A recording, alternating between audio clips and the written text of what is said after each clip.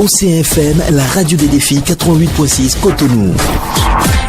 Pour le point de la journée. Et Claudine Vaudounon, concernant la forme, on retient qu'il y a une ordonnance de prorogation qui court jusqu'au 31 janvier prochain. Le jeudi 31 janvier, le procès doit encore se dérouler sur toute cette période-là. C'est bien cela, Rachida Oussou.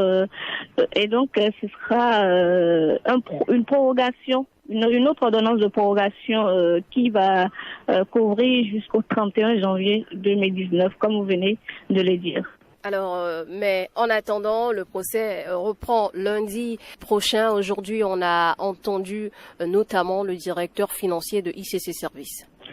Oui, Étienne Timoudro, qu'on a écouté sur toute la journée avec des responsables de banques, dans lesquelles Émile Tegbenou faisait des opérations courant 2008-2010.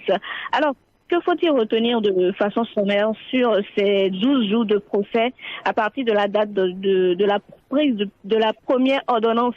C'était le 3 janvier dernier jusqu'au 18 janvier ce jour-ci. Alors, quel point sommaire on peut faire, Rachida Oussou, très rapidement?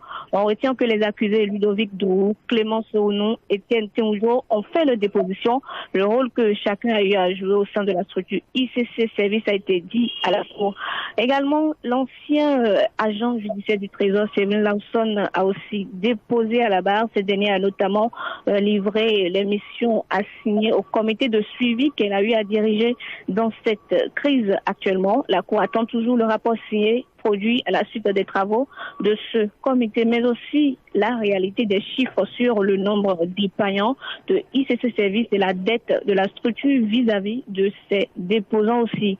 L'autre client de la Cour cette semaine, le maire de Dassal, Mininkez Fayon, qui a battu en brèche les déclarations de Guy Aklogan, des déclarations selon lesquelles il lui aurait donné 5 millions de francs CFA chaque semaine sur plusieurs mois. Dans le déroulement de ce procès, la Cour a aussi exploré une autre piste avec la convocation du responsable de banque, la mise en œuvre de la loi 2006-14 sur le blanchiment de capitaux. Un autre accusé est revenu à la barre également, Grégoire Arizimin, ex-coordonnateur de la cellule de surveillance des structures de microfinance. Dans la suite de ce procès qui va se poursuivre lundi prochain, on va écouter encore 2 accusés dans le rang des promoteurs. Je ne dirais pas des promoteurs parce que Justin Dimon fait partie de ces personnes qu'on va écouter au rang des accusés, mais il n'est pas promoteur de ICC Service.